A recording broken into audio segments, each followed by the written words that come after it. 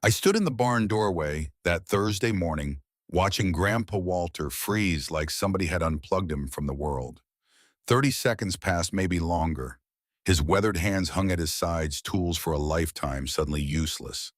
His eyes locked on the John Deere Model B, sitting in its usual spot, and I watched his face cycle through emotions I'd never seen before: confusion, recognition, horror. The machine looked different because it was different. I'd made sure of that. New carburetor gleaming where the old one had sat for 21 years. Modified exhaust manifold catching the morning light, slanting through gaps in the barn walls. Air intake system I designed myself, tested 3 times on dead engines before I ever touched this one. But I'm getting ahead of myself. To understand why Grandpa stood there like the ground had opened beneath him, you need to know about that Sunday in late July when everything started to crack. The Morgan farm sat on 60 acres of Kansas flatland, where the horizon stretched so far you could watch tomorrow coming at you across the wheat fields. Our house wore white paint that had given up fighting the sun years ago, turning gray and peeling in long strips. The barn held its red color better, though rust ate at the tin roof in one corner where Grandpa kept meaning to patch it. We'd lived through worse than peeling paint.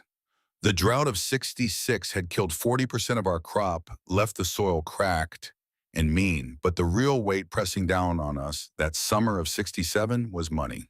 $3,800 owed to First National Bank of Oak Ridge, due September 15th, 6 weeks away. Grandma Helen kept a ledger in the kitchen drawer, her careful handwriting tracking every penny we had left. $127.50. Not nearly enough.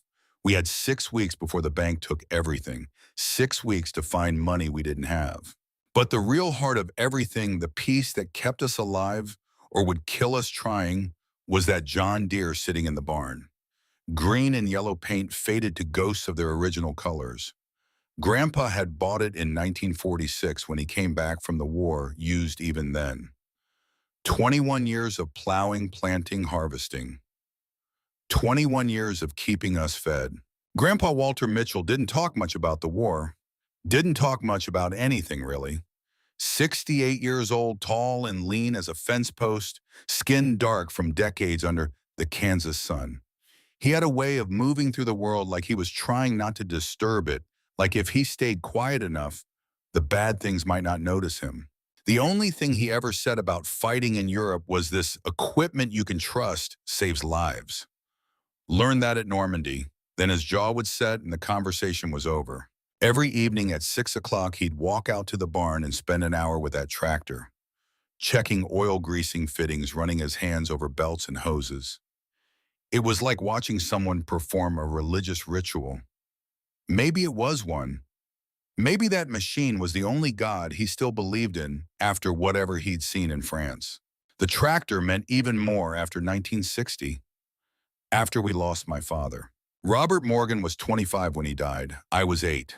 The details lived in the spaces between what people would tell me, the way adults edited their sentences when I walked into rooms. An accident, they said. The tractor, they said. Quick, they said, like that made it better. But what nobody told me, what they edited from every conversation, was how my father really died. I wouldn't learn the truth for 7 more years. Grandpa never talked about it at all. He just got quieter. Spent longer hours in the barn, held his tools like they might slip away if he loosened his grip. Grandma Helen was the spine that held our crooked house upright. 66 years old, silver hair, always pinned in a neat bun, wearing aprons with tiny flower prints she'd sewn herself. She managed every dollar like a general deploying troops, her ledger thick as a Bible and twice as sacred. She knew exactly where we stood. $3,800 in debt, $127.50 in the bank, $43 a month for insulin. The diabetes had caught up with her 5 years back. Type 2, the doctor said, handing over prescriptions we could barely afford. Sometimes she'd skip meals to save money. Thought I didn't notice, but I saw everything. Saw how she'd portion out smaller servings for herself, claiming she wasn't hungry while Grandpa and I ate. She was the one who taught me to think before acting, to measure twice and cut once. All those old sayings that sound simple until you're standing in the middle of a decision that could wreck everything. Sarah, she'd say, sitting across from me at the kitchen table while I did homework, being smart isn't knowing what to do. It's knowing when not to do something. I should have listened better. My full name was Sarah Morgan, but most people called me just Sarah. 15 years old that summer, 5'4" skinny, in a way that made me look breakable, even though I could carry feed sacks that made grown men grunt. My hair was brown with blonde streaks from the sun cut short because long hair got caught in machinery. Grandma hated it, said I looked like a boy. Maybe I did. I didn't care much about looking like the other girls at Oak Ridge High School anyway. They wore dresses with patent leather shoes, talked about Beatles albums, and which boys had the nicest cars. I wore jeans with oil stains, work boots that used to be my father's, read Popular Mechanics, like other girls read romance novels. The other girls thought I was strange. They weren't wrong. While they were learning to curl their hair, I was taking apart alarm clocks to see how the gears meshed. While they practiced walking in heels, I was learning to read engine compression by sound alone. I didn't have friends at school, just Amanda Parker, and she was barely around anymore since her family started spending summers at their lake house. My sister Claire was the responsible one. 20 years old, beautiful in that effortless way some people have. Blonde hair that actually stayed where she put it. She graduated nursing school 2 years ago and worked at Mercy Hospital 40 miles away in Junction City. Made $80 a week and sent home whatever she could spare after rent and gas. We were opposites, Claire and me. She was organized, graceful, knew how to talk to people without making them uncomfortable. But she never treated me like I was defective for being different. She'd gotten engaged last Christmas to Stephen Clark, an orderly at the hospital. Quiet guy, kind eyes, treated Claire like she was made of something precious. They were planning a wedding for next June, assuming we still had a farm to celebrate on. That Sunday, July 23rd, 1967, started like most Sundays. Church in the morning at the Methodist Chapel where Pastor Whitmore preached sermons about faith and perseverance. Grandma's pot roast for lunch, the kind that filled the house with smells that made you forget about money troubles for an hour. The afternoon stretched, lazy and hot temperature, climbing toward 95. Then Claire drove up in her Ford Falcon dust, trailing behind her on the gravel road. She came inside carrying worry in her shoulders, the kind of tension that meant bad news was coming.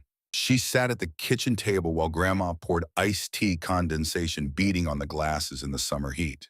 The hospital raised prices on insulin. They need another $200 this month.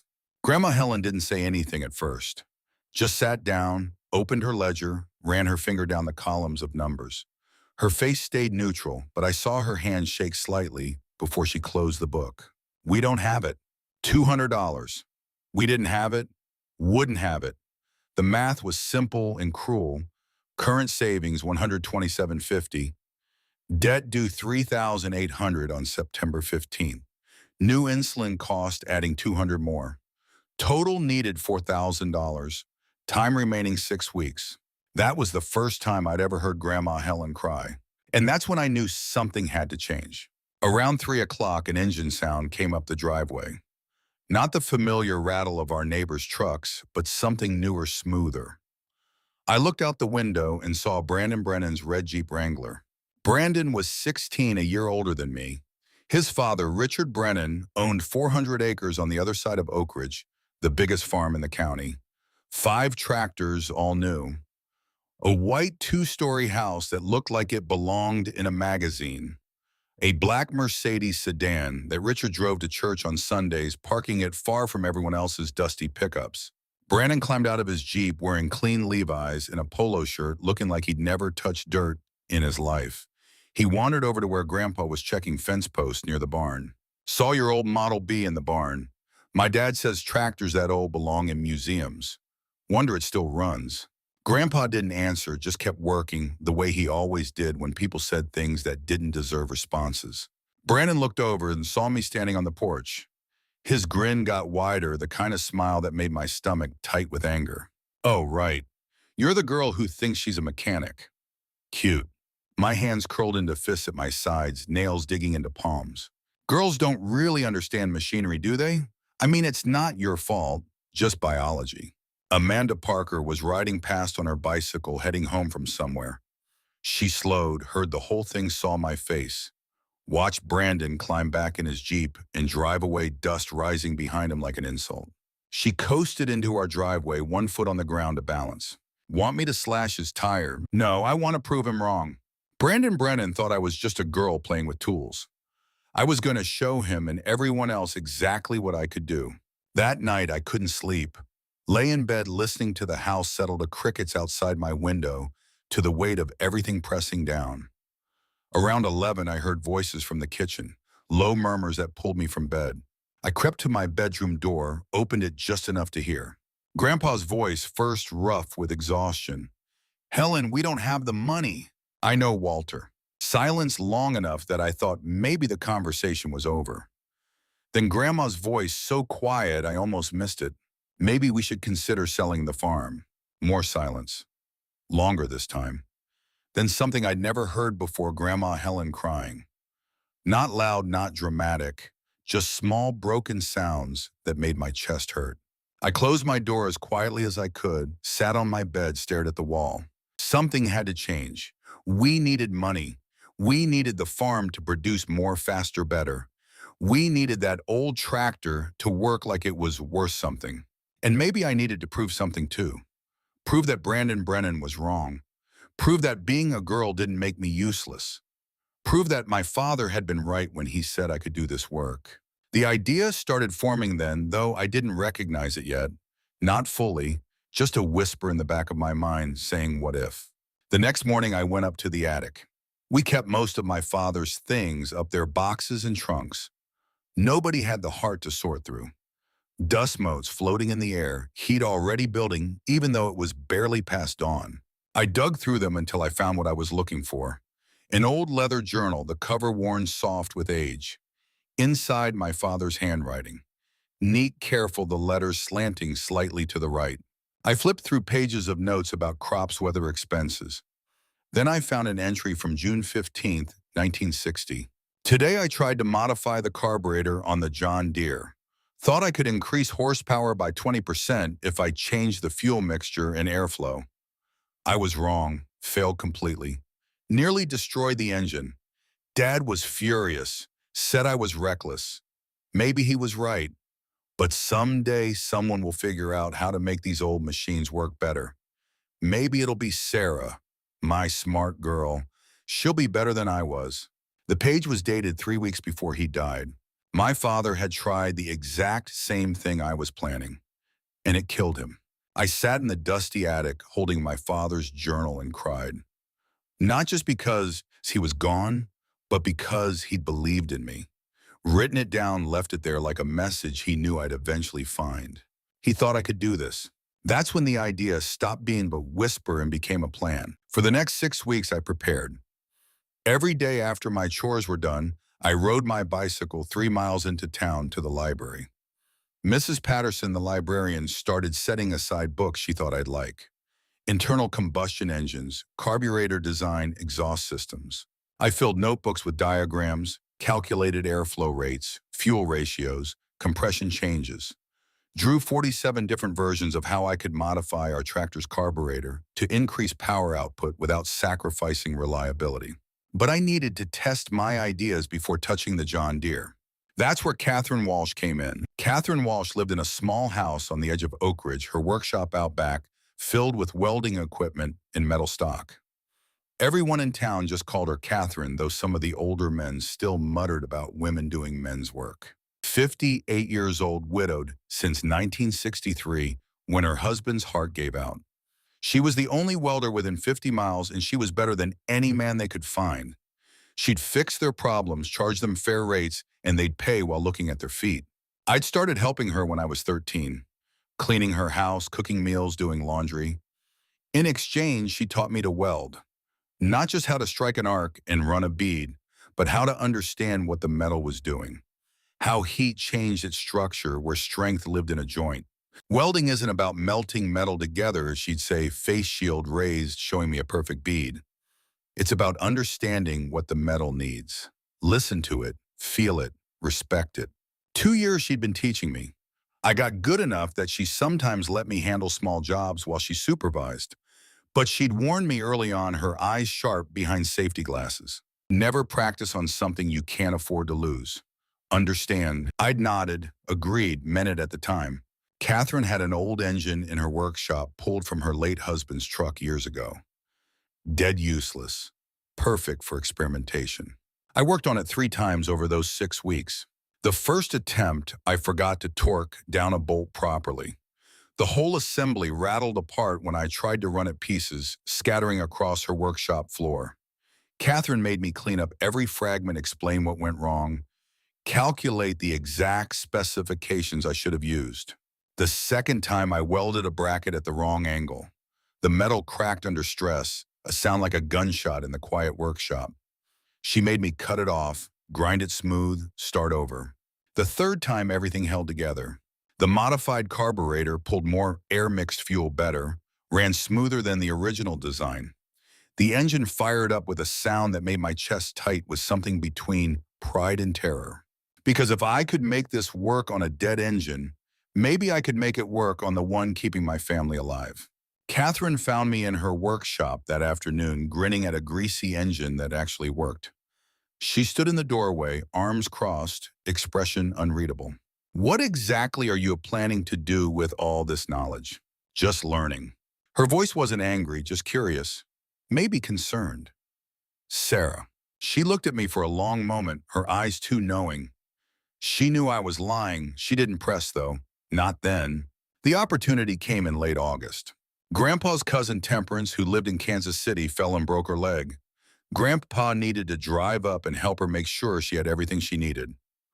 4 days, he said. Claire volunteered to go with him, help with the nursing care.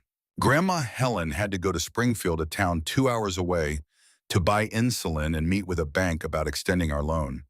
The local bank had turned us down. Springfield was our last chance. She'd be gone 2 days, leaving Monday morning, planning to return Wednesday afternoon. That meant I'd have the farm to myself for 48 hours. The night before they all left, I lay in bed reviewing my plan. Every step memorized, every tool accounted for, every possible problem anticipated. I thought about what my father had written in his journal, about what Catherine had warned, about what Grandma had taught me.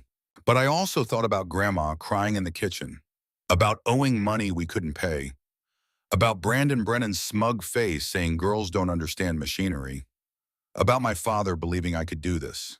If we didn't try something different, we'd lose the farm anyway. At least this way, if I succeeded, we'd have a chance. I got out of bed, went to my desk, wrote out a list of everything I'd need, checked it 3 times, put it in my pocket. Tomorrow, I'd start. Monday morning, August 28th. They left before sunrise. Grandpa's truck heading north to Kansas City, his old Ford rattling but reliable. Grandma's car heading east to Springfield, tires crunching on gravel. Claire riding with Grandpa, her nurse's bag packed for the week. I stood in the driveway, waved until both vehicles disappeared from sight. The farm was mine. 48 hours. No witnesses, no supervision, no one to stop me. I waited until both vehicles were completely gone, until the dust settled and the morning birds started singing again. Then I walked to the barn. The John Deere sat in its usual spot, morning light slanting through gaps in the barn walls. Dust motes floating in the beams like tiny stars. The machine looked smaller than I remembered. Or maybe I'd just gotten bigger. My heart hammered against my ribs. My hands shook. This was the moment. Start or walk away. Change everything or leave it alone.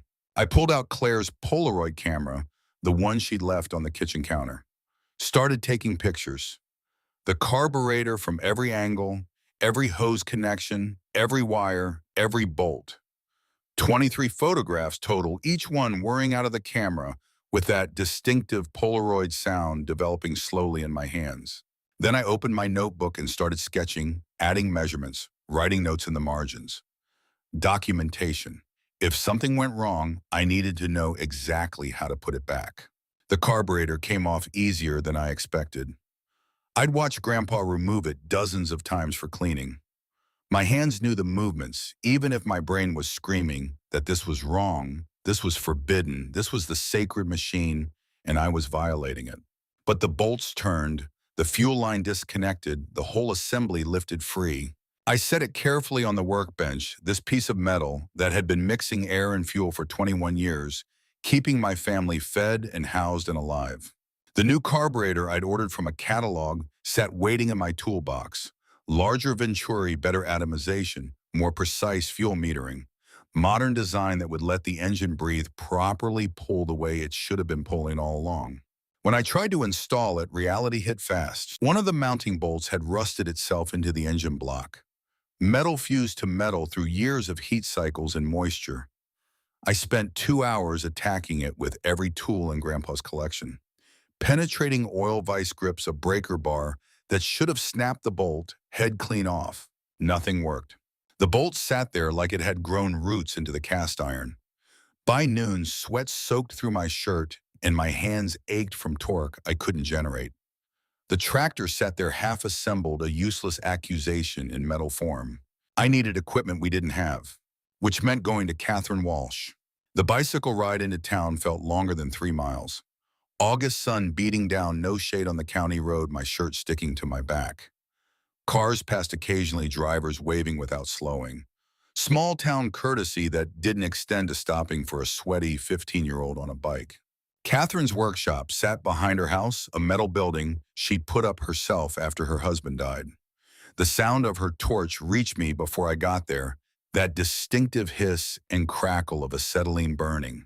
I leaned my bike against the fence and walked around back. She was working on something for a customer face shield, down sparks cascading. The acrid smell of hot metal and flux hung in the air. She finished her bead, killed the torch, raised the shield. Looked at me with eyes that already knew why I was there. What kind of penetrating wrench? The heavy-duty kind. She set the torch down, pulled off her gloves slowly. Each movement deliberate, giving me time to reconsider whatever I was about to say. "What are you working on, Sarah?" I couldn't answer. The words stuck in my throat like the bolt in that engine block. "You're touching the John Deere, aren't you?" Silence was confession enough. She studied my face, reading everything I wasn't saying. "That's the stupidest thing you've ever tried to do." "I know, but I have to try. I have to prove I can." The words came out stronger than I felt, carrying weight I didn't know I had. "Prove it to who? That Brennan boy? Your grandpa or yourself?" "All of them." She stared at me. I stared back. Neither of us blinked. The workshop felt smaller, suddenly the air thicker. Outside, a mockingbird ran through its repertoire of stolen songs. "If you're determined to do something this insane, at least do it right. I'm coming with you." Catherine knew what I was risking. She also knew I wouldn't stop, so she made sure I didn't die trying. We worked together the rest of Tuesday. The penetrating wrench she brought was industrial grade, the kind used on machinery that hadn't moved in decades. It took another 2 hours, both of us bearing down on the wrench with everything we had. When the bolt finally broke free, the sound was like a gunshot in the barn. Metal screaming against metal, then sudden release.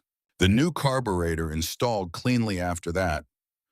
Catherine checked every connection I made, her hands following mine, feeling for anything loose or misaligned. She caught 2 mistakes before they became disasters. A fuel line kinked at an angle that would starve the engine. A mounting bracket torqued down unevenly, stress concentrating where it would crack. The exhaust modification was harder. I designed a new manifold to reduce back pressure, let the engine expel waste gases more efficiently. But welding it required precision I hadn't quite mastered. The angle had to be exact, the heat distribution perfect, the bead continuous without gaps. My first attempt cracked. The weld looked good until I let it cool, then a hairline fracture appeared right through the center. Metal failure, the kind that would blow apart under operating pressure. Wrong angle.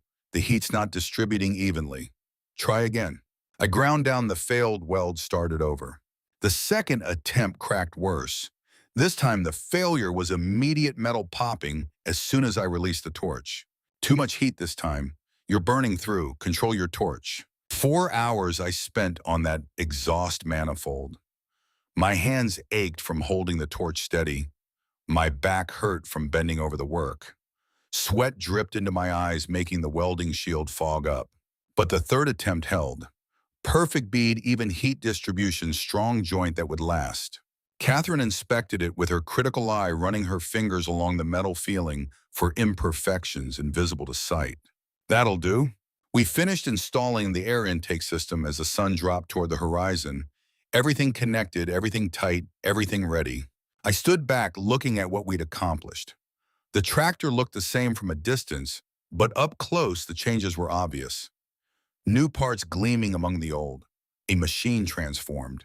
Rest tonight. Tomorrow we test. Catherine loaded her tools into her truck, but I couldn't rest. After she left, I went back to the barn, checked and rechecked every single bolt, every wire, every hose connection, looking for anything I'd missed, any mistake waiting to destroy everything. At 10:15, the phone rang in the house. I ran to answer it, heart, already knowing this wasn't good news. Sarah, it's Claire, calling to let you know Grandma's coming home early. My stomach dropped like I'd missed a step in the dark.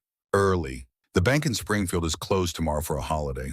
She got her business done today, so she's driving back. When? Tomorrow afternoon, around 4. The clock on the kitchen wall showed 10:16.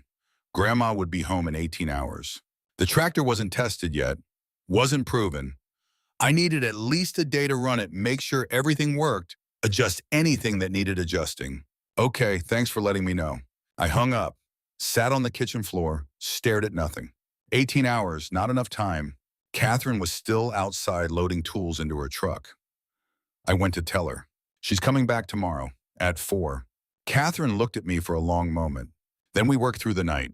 You don't have to shut up and get back in that barn. We made coffee on Grandma's stove, bitter and strong enough to strip paint. Worked through the night, checking everything again, waiting for the engine to cool before making final adjustments. Around 3 in the morning, while we sat on hay bales waiting, Catherine told me a story. My husband did something like this once. Fixed my father's truck without asking permission, trying to prove he was worthy of me. Did it work? The truck number. He made a mess of it. She smiled at something I couldn't see, some memory that lived in the space between past and present. But I married him anyway. We had 28 years before his heart gave out. She looked at me directly. Sometimes the bravest thing isn't succeeding, it's trying it all. 5 o'clock Wednesday morning, the modifications were complete, everything checked, double-checked, ready. Time to see if any of this actually worked. I climbed into the John Deere seat. The metal was cold despite August heat, still radiating from the previous day. My hands found the key, turned it. Deep breath. Everything I'd worked for, everything I'd risked came down to this moment. I pressed the starter button. The engine turned over once, twice. Nothing. Just the cough of an engine trying to catch failing dying.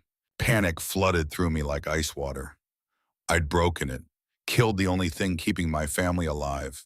All that preparation, all that care, and I'd destroyed everything anyway. Catherine leaned in, checking connections with the calm of someone who'd seen this before. Found a loose wire you missed. Here, try again. I turned the key, pressed the button. The engine turned 3 times, 4. Then it roared to life with a sound I'd never heard before. Deeper, stronger. Like something that had been sleeping wrong finally woke up properly. I sat there feeling the vibrations through the seat, listening to the engine sing in a voice that was familiar but transformed. Metal and combustion and 21 years of history all running together in a new configuration. It worked. It actually worked. Working for 5 minutes and working for 5 years are different things. Now we test it. I drove the tractor out of the barn into Wednesday morning sunlight. The engine pulled smoothly, responded to throttle input like it had been waiting in all these years to run properly. 6 o'clock, 10 hours until Grandma arrived. The south field stretched 40 acres behind the house, mostly flat, except for a gentle rise at the far end. We'd kept it fallow this year, letting the soil rest, but it still made good testing ground. I hitched up our heaviest plow, the 5-blade monster that always made the old tractor struggle. Used to take Grandpa most of a day to work through half the field with that implement.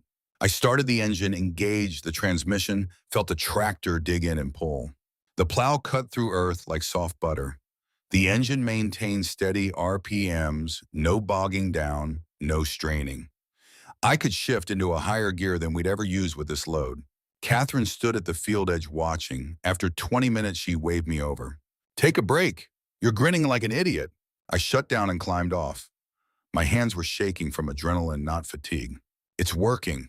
So far, but 20 minutes isn't 20 years. Claire arrived around noon, her Ford Falcon kicking up dust on the driveway. She brought lemonade and a thermos ice still clinking inside. Her eyes were red like she'd been crying, but she'd stopped now. How much have you done? About 2 acres. She looked at the field, at the clean furrows, at the tractor sitting there like it was resting instead of exhausted. That would have taken Grandpa all morning. I know. She took a long drink of lemonade, looking at me over the rim of the glass. Be careful, please. I went back to work. Plowed for another hour, sun climbing higher heat building until sweat soaked through my shirt. But the tractor kept pulling, kept working, kept proving that everything I'd done was right. At the far end of the field, I needed to turn around. Wide arc, plenty of room, nothing complicated. I'd made this turn 100 times on smaller equipment, but I forgot something crucial. This wasn't the old tractor anymore. It was stronger, faster, more responsive than my muscle memory expected. I gave it too much throttle coming out of the turn. The rear wheels, already stressed from pulling the heavy plow through resistant soil, lost traction. The whole machine lurched sideways. I yanked the steering wheel trying to correct, but momentum had other ideas. The tractor slewed toward the irrigation ditch, picking up speed. I hit the brakes. Too late. We went over the edge. Not a flip, thank God. Just a hard slide down the embankment, the tractor tilting 45 degrees, threatening to roll, but somehow staying upright. Metal screaming. Something underneath crashed against rocks. Then we stopped wedged in the ditch at an angle that made my stomach hurt to look at. I killed the engine with shaking hands, climbed out carefully, trying not to shift the weight distribution. My legs barely held me when I hit solid ground. Claire was running across the field, her voice cracking with panic before the words resolved into my name. Are you hurt? Are you hurt? She reached me, grabbed my shoulders, checked me over with practiced nurse efficiency, looking for blood-broken bones, injuries I might not feel yet through adrenaline. I'm fine. You're not fine. You almost died. But I hadn't. The tractor was another story. Catherine slid down into the ditch, assessing damage with the cold eye of someone who'd seen plenty of mechanical disasters. Exhaust is broken. You've got a loose oil line, maybe worse. We need a winch to get this out. Claire checked her watch, and I knew what she was going to say before she said it. When's Grandma due back? 2 hours, maybe less. Then we better work fast. Catherine hiked back up the embankment to her truck, drove it across the field, positioned it at the top of the ditch. Her son Christopher showed up 30 minutes later. Must have been nearby, or she'd called him. I wasn't sure which. Navy veteran, 28 years old, built solid like his father had been. He brought a commercial-grade winch and chain that could probably pull a house off its foundation. He looked at the John Deere, at me, at the whole situation, and just shook his head. Let's get it out first. Talk later. Hooking up the winch took 15 minutes. Getting the angle right took another 10. The physics had to be perfect, or we just roll the tractor instead of pulling it out. Christopher started the winch motor. The chain went taut, metal groaning under stress. The tractor shifted, groaned, didn't move. He gave it more power. The truck's engine revved higher.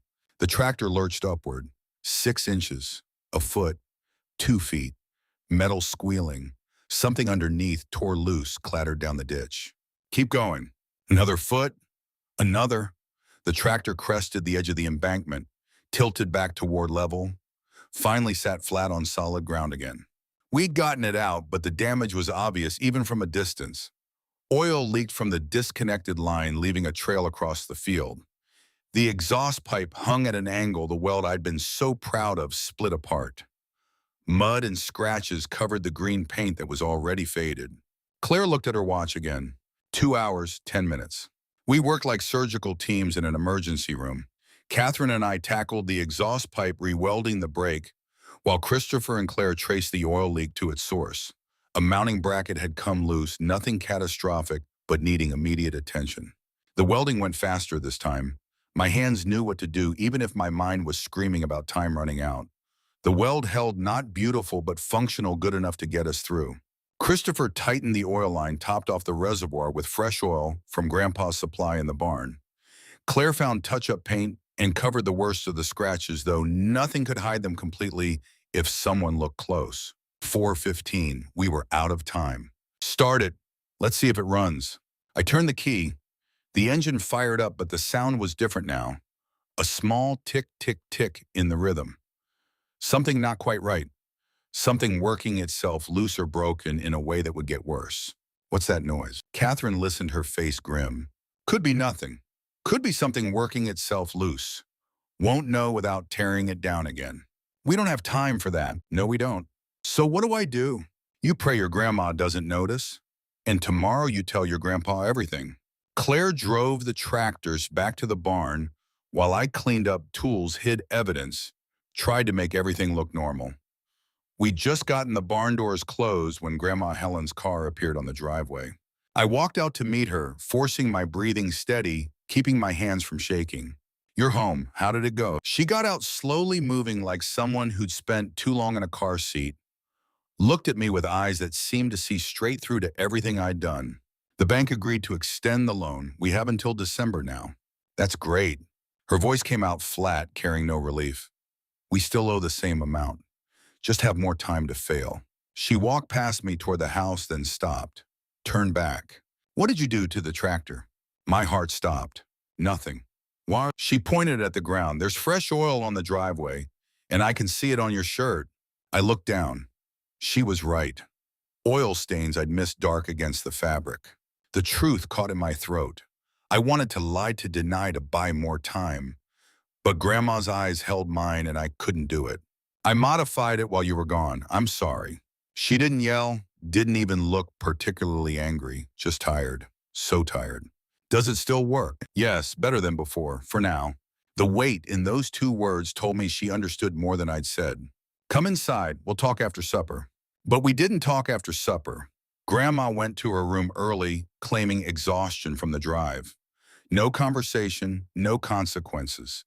Just silence that felt heavier than any punishment. I lay awake most of the night, waiting for something that didn't come. Around midnight, footsteps in the hallway. My door opened a crack. Grandma's silhouette stood there, backlit from the hall. Tomorrow morning, your grandfather will see what you've done, and you will tell him everything. The whole truth. No lies, no excuses. Understand? Yes, ma'am. What you did was dishonest, Sarah. Not because you modified the tractor, because you hid it from us. Trust matters more than machinery. The door closed. I stared at the ceiling, her words echoing. I hadn't thought about it that way. Hadn't considered that the real betrayal wasn't touching the John Deere. It was making decisions that affected everyone while pretending I was acting alone. Friday morning arrived too fast. I barely slept, kept jolting awake thinking I'd heard Grandpa's truck. Finally gave up around 5 and went downstairs. Grandma was already up making coffee, moving through the kitchen with her usual precise efficiency. He'll be home around 6:30. I suggest you're in the barn when he arrives. I drank a coffee. I didn't want 8 toasts that tasted like cardboard. Watched the clock tick toward judgment. 6:20. I walked to the barn. The John Deere sat in its usual spot, looking almost normal in the dim light. Almost like nothing had changed. But everything had changed. I'd changed it. Broken some invisible rule I hadn't fully understood until it was too late. 6:30 came and went. 6:45. 7 o'clock. Then I heard it. Grandpa's truck engine, that distinctive rattle that meant he needed a new muffler, but would probably drive it until it fell off completely. The truck pulled up to the house. Engine died. Door opened and closed. Footsteps approached the barn boots on gravel, steady and unhurried. I stood next to the tractor, hands at my sides, trying to figure out where to look. The barn door opened. Grandpa Walter stepped inside carrying his overnight bag, looking road-worn and tired. His eyes went to the John Deere, and he froze. Just stopped moving, stopped breathing, stopped being anything except a man staring at something impossible. I counted seconds in my head. 10, 20, 30.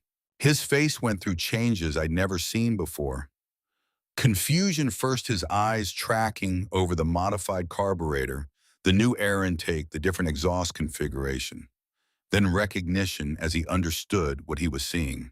Then something that looked like horror. The overnight bag slipped from his hand, hit the floor with a soft thump. Grandpa took 3 steps toward the tractor, reached out, touched the new carburetor like he was checking if it was real. His other hand went to his shirt pocket, pulled out something small. My father's journal, the one I'd left in the barn by accident, too rushed and panicked to remember it. When Grandpa looked at me, his eyes were wet. "You knew Robert tried this." His voice came out barely above a whisper, rough like gravel. "Yes, sir. I found his journal. I read what happened. And you did it anyway." I learned from his mistakes, did it differently. Grandpa walked around the tractor, slowly inspecting every change I'd made. His hands trembled when he touched the wells, traced the new fuel lines, examined the modified mounting brackets. "This tractor is all we have. You understand that without it, we lose everything." "I know." "Then why would you risk it?" The words burst out of me louder than I meant, carrying all the fear and desperation I'd been holding inside. "Because we're losing everything anyway. We owe money we can't pay. Grandma needs medicine we can barely afford. If we keep doing what we've always done, we fail. At least this way there's a chance." Grandpa turned away from me, put both hands on the tractor's hood, leaned his weight against it. His shoulders shook. He was crying. I'd never seen Grandpa Walter cry. Not when Grandma got her diabetes diagnosis, not at any of the funerals I could remember. Not ever. But he was crying now, and I didn't know what to do except stand there and feel like the worst person in Kansas. "I lost your father to this machine." The words came out broken, separated by gasps for air. He was so confident, so sure he could improve it. I told him to leave it alone. He didn't listen. Grandpa straightened up, wiped his face with his sleeve, but the tears kept coming. "The accident wasn't random, Sarah. He was working on the tractor while it was running, trying to adjust something live. I told him it was dangerous. He said he knew what he was doing. The engine caught his shirt, pulled him in. By the time I got to him, he couldn't finish, didn't need to." I stood there, my own eyes burning, understanding for the first time the weight of what I'd done. I hadn't just modified a tractor. I'd reopened a wound that had never really healed. "I didn't know. I'm so sorry. I didn't know that's how it happened." "Now you do. Now you know why I can't lose you too." The barn door opened. Grandma Helen stepped inside, her presence somehow making the space feel less crushing. "Walter, that's enough." Her voice was gentle but firm. "Sarah is not Robert. She didn't work on a running engine. She spent 6 weeks preparing. She learned proper welding from Catherine Walsh. She had a plan. But she lied to us. Yes, she did. And that was wrong." Grandma turned to look at me. "Very wrong. Trust is sacred in this family, and you broke it." Then back to Grandpa. "But lying about the project doesn't mean the project itself was foolish. Our granddaughter isn't reckless. She's desperate. And maybe we should have been listening when that desperation started showing." Grandma moved closer, stood between Grandpa and me like a referee. "What's done is done. The tractor is modified. Now we need to know if it works. Walter, you need to test it." Grandpa looked at her like she'd suggested jumping off a cliff. "Unless you want Sarah's work to be meaningless, test it. See what she built. Then decide." He stared at the John Deere for a long moment, jaw working like he was chewing something tough, then nodded once short and sharp. "All right, we'll test it. But if anything is wrong, anything at all, we stop immediately." He looked at me. "Get in. We're going to North Ridge Field." My stomach dropped. North Ridge, the field with the heaviest clay soil in the county. The field where my father had died. That seemed intentional. A test with layers I wasn't ready to face. We walked across the property in silence. Grandpa drove. I sat on the fender like I had 100 times before. Grandma and Claire followed in Grandma's car. Catherine Morrison's truck appeared too. She must have seen us heading out. The whole family gathered to watch me either save us or destroy us. Grandpa engaged the transmissions, started pulling the same 5-blade plow I'd used yesterday. The tractor dug in muscles of steel and combustion coming to life. For 10 minutes, everything was perfect. The engine pulled smoothly through clay soil that normally made it labor. The power increase was undeniable, even to someone as skeptical as Grandpa. I saw his grip on the steering wheel loosen slightly. Saw something like hope start to show in his face. Then the ticking sound I'd heard yesterday came back, louder now, more insistent. Grandpa heard it instantly, killed the engine, climbed down. What's that noise? I don't know. It started after the accident yesterday. What accident? I told him everything.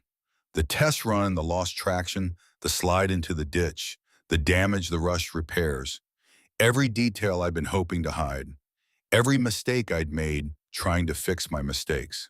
Grandpa's face went through several colors. Red, white, red again. You crashed it. You crashed it and didn't tell me. I was going to tell you. I promised Claire I would. But you didn't tell me when I first walked in. You let me find out like this. He knelt next to the tractor, started examining the undercarriage. I knelt beside him, watching his hands move over the metal with the confidence of someone who'd spent 50 years learning machines. His hands stopped on something I couldn't see from my angle. Stayed there a long moment. Sarah, look at this. I crawled under further. He was pointing at a gasket, old and cracked, barely holding together. This has been failing for weeks, maybe months.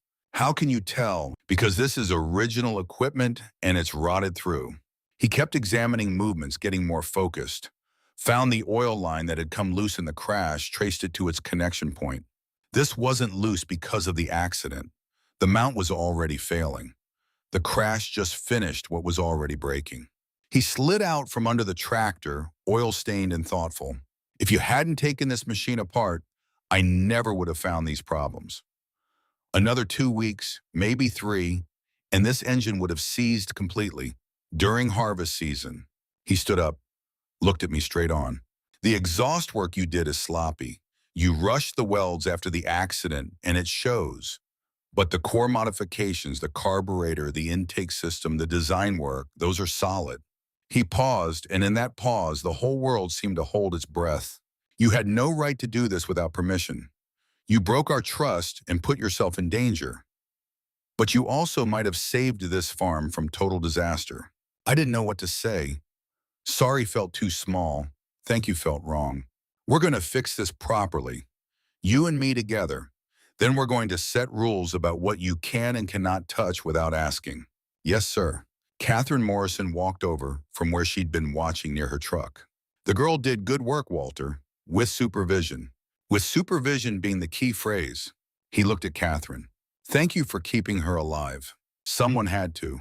She's too stubborn to quit once she starts something. Grandma Helen's voice came from behind us carrying that particular tone that meant she was about to make a point. Wonder where she gets that from. And despite everything, the fear, the guilt, the exhaustion, I saw Grandpa's mouth twitch. Not quite a smile, but close. For the first time since he'd walked into that barn, I thought maybe we'd be okay. The next week blurred into a rhythm of careful work. Grandpa and I rebuilt the engine mounts with precision that made my earlier attempts look like guesswork. He showed me how to read metal fatigue, how to spot stress concentrations before they became failures. We replaced the gasket that had been dying slowly, the one that would have killed the engine if I hadn't found it by accident. The exhaust wells got redone completely. Catherine Morrison supervised, standing over my shoulder while I ground down my rushed work and started fresh. She didn't let me take shortcuts. Didn't accept good enough when perfect was possible. Wrong, the bead's wandering. Your hand isn't steady. I started over, again and again until the weld met her standards. Claire brought lunch to the barn every day around noon, sandwiches and lemonade sitting with us while we worked. Relief visible in the way her shoulders had unclenched. The crisis had passed. We were still a family. By Friday afternoon, the John Deere ran like it had been waiting 21 years to run properly. No ticking, no leaks, just smooth power that made Grandpa shake his head in something that might have been admiration or disbelief or both. News spread through Oak Ridge the way news always did in small towns. People talked at the diner, at the feed store, at church on Sunday. The Morgan girl modified her family's tractor. Some folks were impressed. Others thought we were crazy messing with equipment that old, trusting a 15-year-old with machinery worth more than most cars. Saturday morning, a weathered pickup pulled into our driveway. The driver climbed out holding his hat, introduced himself as Thomas Hayes. He'd heard about what I'd done, had an international harvester giving him trouble. Wondered if I could take a look. Grandpa glanced at me, then back at Thomas. She could, but there's conditions. Thomas waited, hat turning in his hands. 1, I supervise the whole job. 2, you pay a fair rate for both our time. 3, you understand we're learning as we go. Fair enough, $50 sound reasonable. $50. More money than I'd ever earned in my life. More than seemed possible for work I'd do with my own hands. That evening, Grandpa called me into the barn. He looked serious, which wasn't unusual, but also uncertain, which was. If you're going to work on other people's equipment, we need rules. I'm listening. First, complete honesty. You tell me everything you're planning, every step. No secrets. I promise. Second, no rushing. We work careful, methodical. Quality over speed. Okay. Third, we work together. You don't take on jobs without me or Catherine Morrison present. Not until you've got at least 2 more years' experience. That's fair. He pulled something from the workbench drawer, a small box wrapped in brown paper tied with twine. This is for you. Early birthday present. Inside was a set of precision measuring tools. Micrometers, calipers, gauges. Professional-grade equipment that must have cost more than we'd made from 2 months of crop work. You're talented, Sarah. Your father would be proud. But talent without discipline is dangerous. These tools will help you learn precision. Use them well. I couldn't speak. Just nodded and held the box like it was made of something more precious than steel. Our first real job started the following Monday. Thomas Hayes lived on a farm about 20 miles east, near the town line. His international harvester was a '58 model, completely different architecture than our John Deere. Different fuel system, different cooling setup, different everything.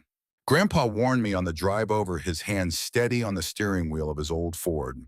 Every machine is unique. What worked on ours won't necessarily work on his, you understand? I understand. But understanding a concept and truly knowing it in your bones are different things. I'd learned that lesson the hard way. We spent 3 days diagnosing the problem. The symptoms looked familiar. Carburetor issues similar to what our tractor had experienced. Loss of power under load, inconsistent fuel delivery, rough idle. I felt confident, had done this before, could do it again. On the 3rd day we got down to the rebuild. Grandpa suggested using a Type A gasket for the carburetor assembly. Standard part proven reliability designed for this engine's operating temperature. I disagreed. Type B would be better. It's newer, can handle higher temperatures, better material science. Grandpa studied me for a long moment. Are you sure this engine runs hotter than ours? I'm sure. Your call. But you own the results. We installed everything carefully, precisely. I used the measuring tools he'd given me, checked tolerances twice. The work was clean, professional. I was certain I was right. 3 days later, Thomas Hayes called. His voice came through the phone line, tight with anger that barely covered panic. The tractor's completely dead. Engine seized. I need you out here now. We drove over immediately. One look under the hood told the story. The Type B gasket had failed under higher heat than I'd calculated. The failure had been catastrophic, spreading through multiple systems like a disease. Metal scored where it shouldn't be. Oil where it had no business going. Damage that couldn't be repaired with a simple fix. Thomas stood with his arms crossed, face red from sun and fury. This isn't a simple fix. This is a total rebuild. Do you have any idea what you've done? Harvest starts in 2 weeks. Without this tractor, I lose my entire crop. Mr. Hayes, I'm so sorry. I'll fix it. I'll make it right. Fix it with what I need, a complete replacement engine. That's $500. Where's a 15-year-old farm girl going to get $500? The number hit like a physical blow. $500. More than our family had saved, even with the loan extension. More than I could earn in years of small repair jobs. More than existed in my world as a tangible possibility. Grandpa pulled Thomas aside, spoke in low tones I couldn't hear. Thomas shook his head, walked to his truck without looking back. The sound of his engine starting felt like a door closing. On the drive home, Grandpa didn't say anything. The silence was louder than any lecture, heavier than any punishment. It said everything that needed saying. That night, the family held council around the kitchen table. Grandma had her ledger open, pencil in hand, running numbers that refused to add up no matter how many times she calculated. We have 147 in savings. Claire spoke up immediately, her voice carrying the same determination she used in the hospital when difficult decisions needed making. I have 280 in my account. Savings for nursing school. I can use that. Grandma's response came swift and final. Absolutely not. That's your future. I'll quit school, get a job, pay it back. Grandpa's voice cut through brooking no argument. No, you made the mistake, but we don't sacrifice your education for it. I sat there feeling like the weight of everyone's disappointment might crush me into the floor. This wasn't like the tractor accident in the ditch. This was worse. I'd hurt someone outside our family damage their livelihood through my arrogance, my certainty that I knew better. Saturday morning, Catherine Morrison's truck pulled into our driveway. She got out carrying an envelope, walked into our kitchen like she belonged there, set the envelope on the table. $500. Grandpa started to protest, but she raised a hand. Catherine, we can't accept this. Yes, you can. This is money Sarah earned working for me over the past 2 years. I've been saving it for her. But that's your money. No, it's hers. She worked for it. Now she's paying for her education. She looked at me directly, her eyes holding mine with an intensity that made everything else fade away. But there's a condition. You take this money, you commit to learning properly. No more shortcuts, no more assumptions. You study, you practice, you listen to people with more experience. Understood. Yes, ma'am. And you pay me back, not in dollars, in becoming the best mechanic in this county. I took the envelope with shaking hands. It felt heavier than paper should, weighted with more than currency. It carried expectation, trust given again after I'd broken it a second chance I didn't deserve but desperately needed. That afternoon we paid Thomas Hayes. He accepted the money without comment, but his eyes when he looked at me carried something that wasn't quite forgiveness. Maybe it never would be. The next 3 months taught me more than the previous 15 years. Grandpa and Catherine Morrison became my teachers in a way they hadn't been before. They didn't just show me how to fix things. They taught me how to think about problems, how to question my assumptions, how to recognize the difference between confidence and competence. Every machine got treated as unique. Every assumption got questioned. Every shortcut got called out and corrected. I learned to say I don't know more often than I'm sure. Learned that admitting ignorance was the first step toward knowledge. We fixed Thomas Hayes's tractor correctly, refused payment for the work, which took 2 weeks of careful rebuilding. He thawed slightly after that, eventually sent another customer our way with a grudging recommendation that we were careful now, thorough, could be trusted. Word spread differently this time. Not the miracle girl mechanic who could resurrect old equipment with magic and youth. The girl who'd made a massive mistake and learned from it. That was better anyway, more honest. October brought the Oak Ridge County Fair, a 3-day event where farmers showed equipment and produce, where kids showed livestock, where the whole county gathered to celebrate the harvest season before winter locked everything down. Grandpa and I set up a demonstration. The modified John Deere pulling against modern equipment, showing what old iron could do with proper engineering. People gathered to watch, asking questions, taking notes. Some looked skeptical, others looked interested. Brandon Brennan appeared with his father Richard, both standing back from the crowd, initially watching. The demonstration went well. The tractor pulled loads that surprised even the skeptics, maintained steady power that modern equipment matched but didn't exceed. After the crowd dispersed, Brandon approached. His hands were in his pockets, his posture different than I remembered. Less arrogant, more uncertain. He looked younger than 16 somehow. That's actually impressive. I kept my guard up, remembering his words from months ago. Thanks. I'm sorry about what I said last summer, about girls not understanding machines. That was stupid. Okay, just okay. What do you want me to say, Brandon? That it hurt? It did. That you were wrong? You were, but holding grudges takes energy. I'd rather use it learning things. He sat on a hay bale near the demonstration area, and for the first time since I'd known him, he looked genuinely uncomfortable, in a way that seemed real rather than performed. My dad expects me to take over the farm. 400 acres, all the newest equipment, everything. But I don't understand any of it. I can drive a tractor, but I couldn't fix one if my life depended on it. So learn. From who my dad doesn't have time to teach. Dealership guys just want to sell us new parts. Catherine Morrison teaches welding Saturday mornings. Library has books on engine mechanics. Or you could just admit you're interested and find someone to mentor you. He looked at me like I'd suggested something revolutionary. Would you teach me not for free or anything I'd pay? Before I could answer, Grandpa's voice came from behind me. You'd have to start at the beginning. Basic tools, basic principles, no shortcuts because you're impatient or think you're above manual labor. I'm not above anything. I just want to understand what I'm doing instead of pretending I know. All right then, Saturdays you come to our place. Help with whatever needs doing. We'll teach you while we work. Brandon showed up the following Saturday at 7 sharp, wore clothes he clearly didn't mind ruining, stayed until dusk, didn't say much at first, just watched Grandpa and me work on a neighbor's grain auger that needed bearing replacement.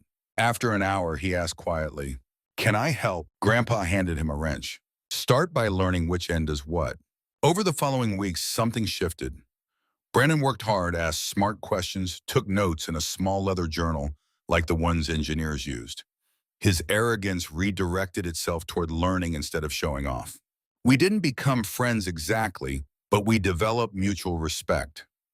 Two people learning the same lessons from different starting points, discovering that machinery didn't care about money or pride, only about whether you understood it. The high school counselor pulled me aside in October, catching me in the hallway between classes. Have you thought about college, Sarah? Your grades are excellent, especially in math and science. I hadn't thought about college. College was for people with money and plans, neither of which applied to me. We need the farm. I can't leave Grandma and Grandpa.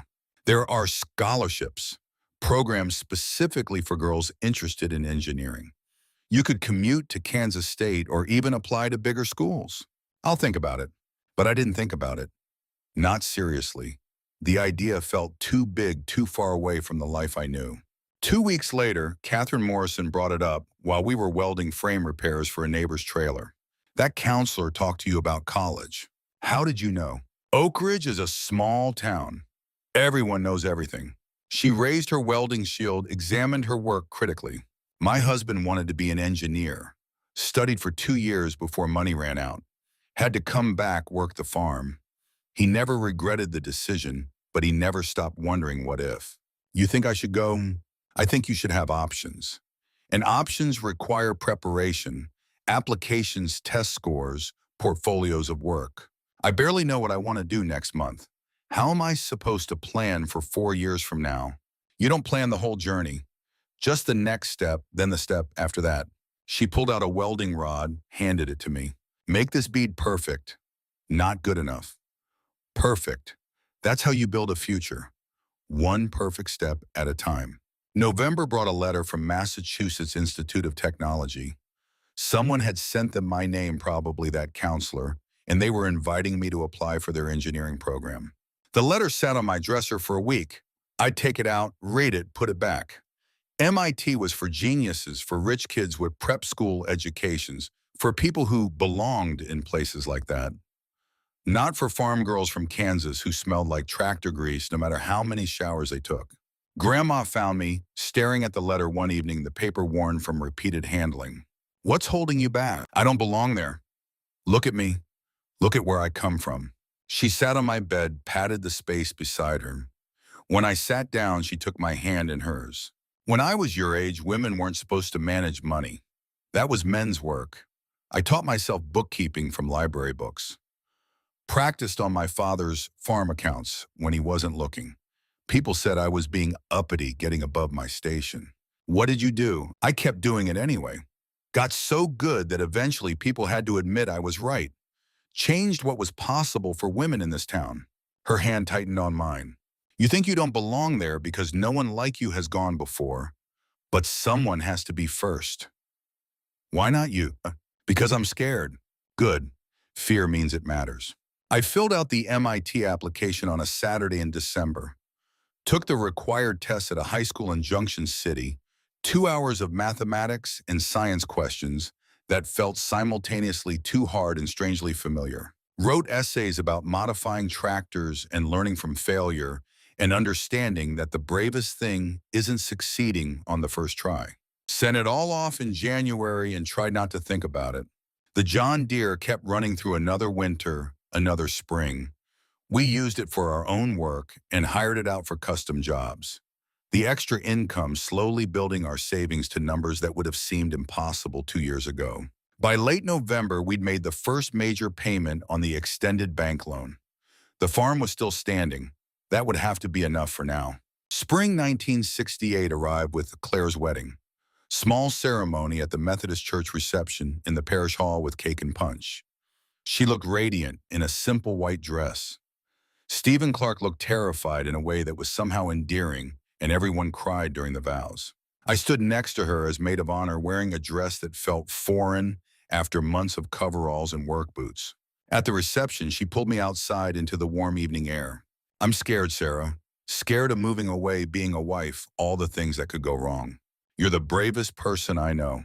No, you are. You took apart the tractor that kept us alive.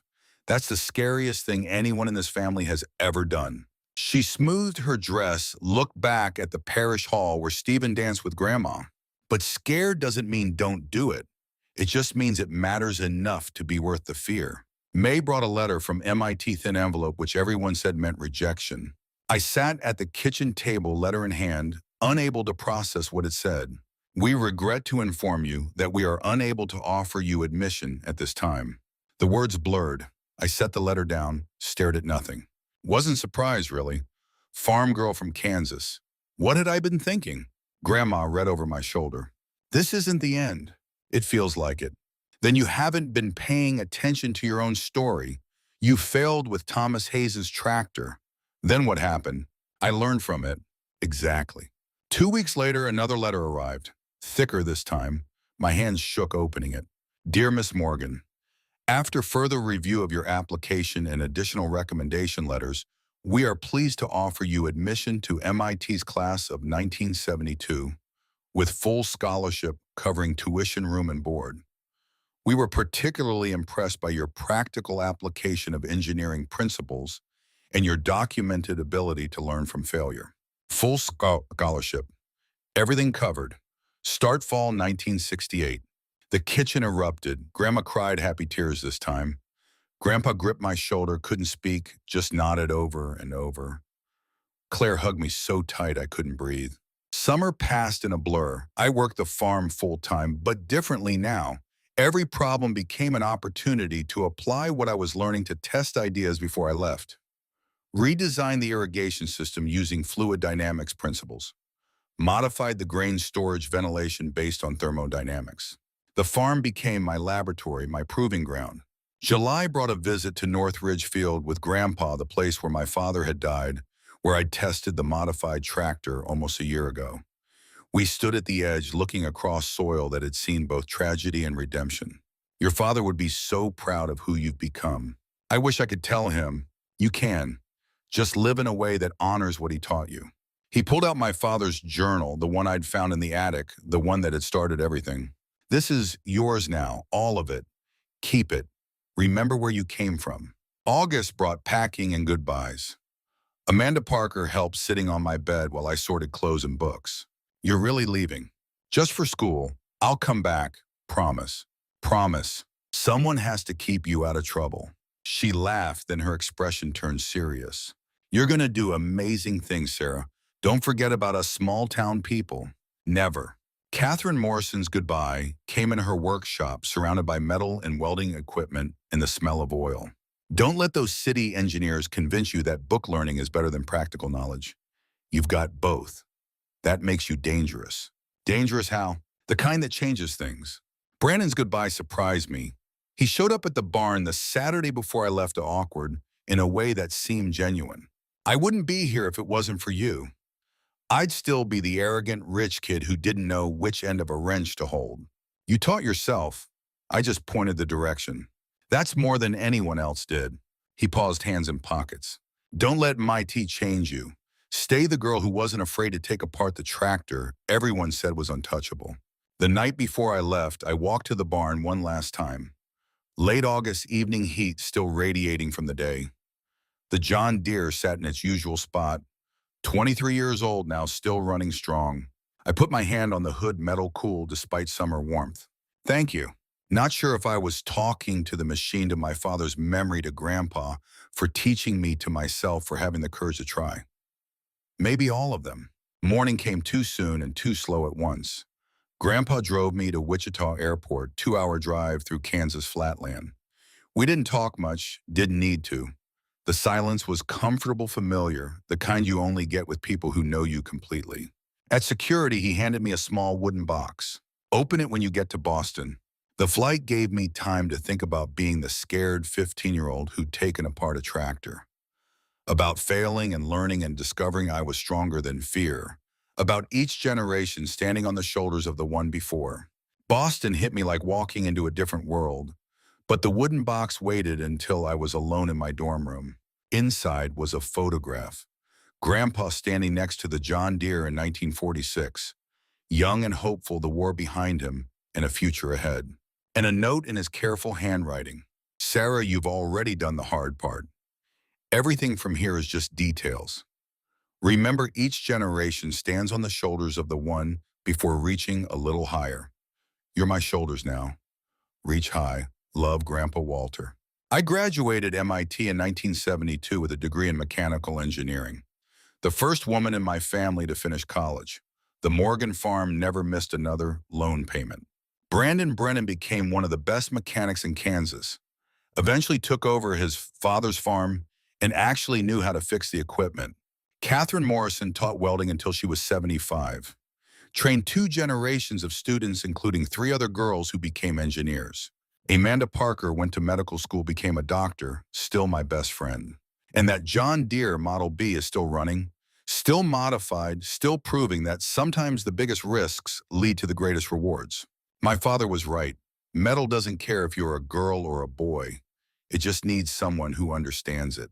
And Grandma Helen was right too. Trust once broken and rebuilt becomes stronger than if it had never been tested. Because that's what we do.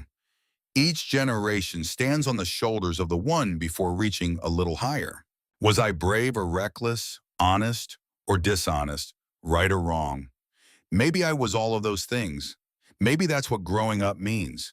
Learning that life isn't about being perfect. It's about trying, failing, learning, and trying again. Have you ever had to risk everything for something you believed in? Have you ever made a mistake that taught you more than any success? The answers to those questions don't come easy. They come through sweat and tears and oil-stained hands. Through nights spent wondering if you've destroyed everything and mornings discovering you've saved it. They come through the courage to admit when you're wrong and the humility to learn from people who know more.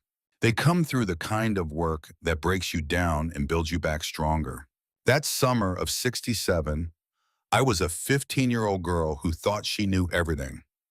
By the time I left for Boston, I'd learned the most important lesson of all.